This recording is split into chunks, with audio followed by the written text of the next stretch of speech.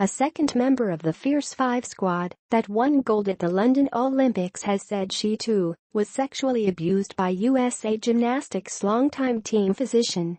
Aly Raisman confirmed the abuse in an interview with 60 Minutes, which is to air Sunday night. The three-time gold medalist and captain of the 2012 and 2016 Olympic teams also describes it in her book, Fierce, being released next week. "I am angry. I'm really upset," Raisman told 60 Minutes. "I see these young girls that come up to me and they ask for pictures or autographs, whatever it is. I just want to create change so that they never, ever have to go through this." Raisman's revelation comes a month after fellow Fierce Fiver McKayla Maroney came forward to say she was abused by Larry Nassar for several years, beginning when she was 13. A third Olympian, Sydney bronze medalist Jamie Dantzscher, has also said she was abused by Nassar. According to the Lansing State Journal, which is part of the USA Today network, more than 140 women have alleged sexual abuse by Nassar under the guise of medical treatment. Nassar was the USA Gymnastics team physician for nearly 20 years, beginning in 1996. He was fired by USA Gymnastics in the summer of 2015, but the federation waited 5 weeks before alerting the FBI. Raisman told 60 Minutes that she met with the FBI after the Rio Olympics, where she won a second team gold as well as silver medals in the all-around and floor exercise. Raisman has been openly critical of the way USA Gymnastics has handled complaints against Nassar as well as other allegations of sexual abuse. The Indianapolis Star, also part of the USA Today network, has reported more than 360 cases in which gymnasts have accused coaches of sexual transgressions over 20 years.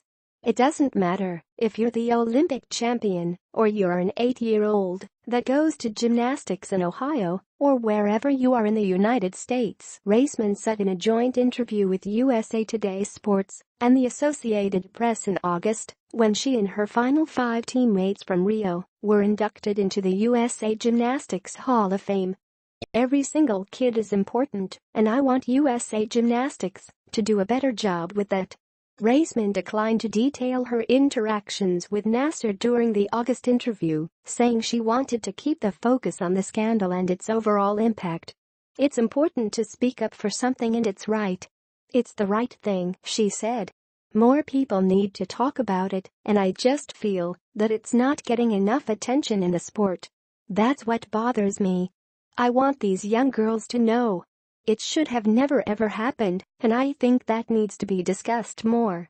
Last month, Maroney came forward in a Twitter post saying Nassar abused her under the guise of medical treatment.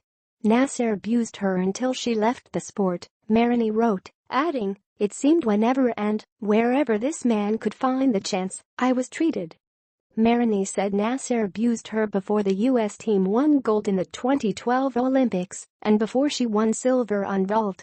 At the 2011 World Championships, Maroney said Nassar gave her a sleeping pill, and the next thing I know I was all alone with him in his hotel room getting a treatment.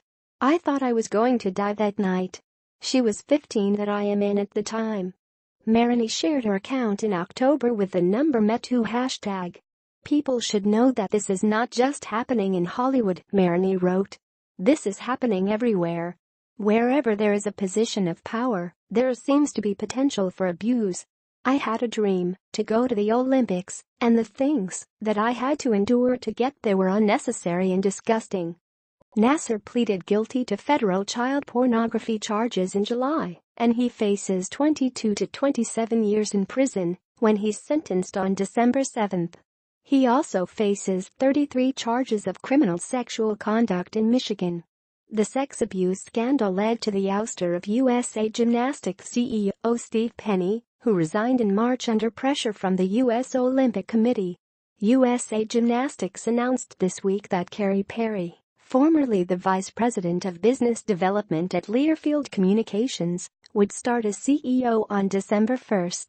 USA Gymnastics hired former federal prosecutor Deborah Daniels to review its practices, and her report found USA Gymnastics needed a complete cultural change, so safety and well-being of athletes was a greater priority than world and Olympic medals.